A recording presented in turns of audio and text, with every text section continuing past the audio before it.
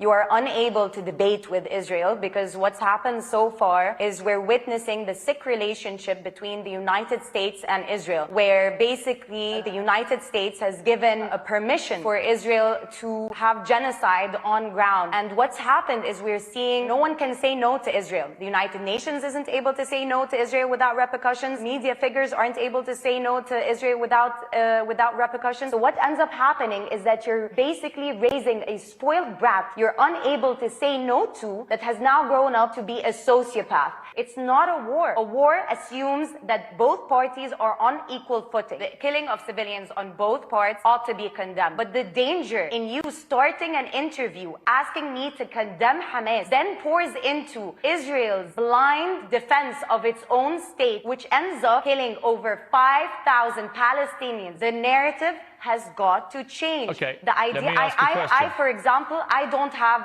the PR of Israel. I don't have the money to hire the Justin Biebers of the world and have them say, pray for Israel and whatnot. If the United Nations, that's whole premise was to avoid this kind of genocide, was created to avoid this kind of humanitarian crisis, cannot stand up to one foiled brat of a fascist organization, then where are we in this world? And what's sad is that it's a top-down movement. You have the United Nations unable to speak to Israel. You also have the people at work who cannot hold the Palestinian flag, who get fired on the spot. I've had people who work in New York text me and tell me that they've been fired on the spot. Rahma, you know what else I've had that unfortunately I cannot show? Screenshots.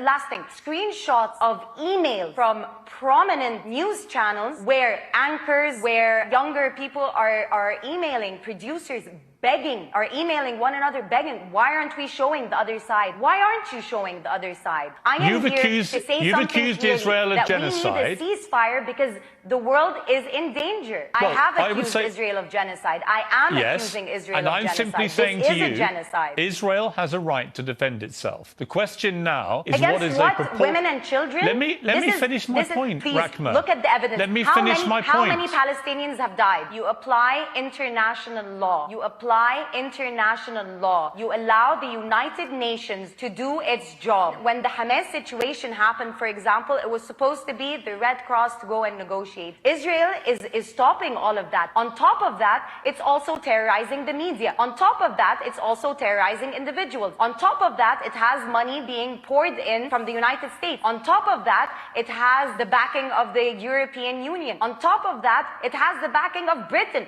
that started this whole farce. So what ends up happening is who's speaking for the Palestinian people. So for a solution to happen, you need to empower the United Nations so that Israel is not making a mockery of the United Nations. How am I needing to reiterate this more and more? I am giving you a solution. If you occupy a people, if women in labor are having to give birth at checkpoint, if you're having people imprisoned, if you're having this merciless bombardment of Palestinians, you are going to breed Hamas. It starts with the stronger party. I hear you, and I respect your right to your opinions, and I've given you the platform to air them, and I appreciate you coming on the program. Thank you very much. Call for a ceasefire then. That's not my job. My job is to try and interview people at the centre of this. You may not like that, but it is. But I appreciate you coming on the program. Thank you. Interviews, sure. It wasn't sensational. It wasn't. But thank you very much.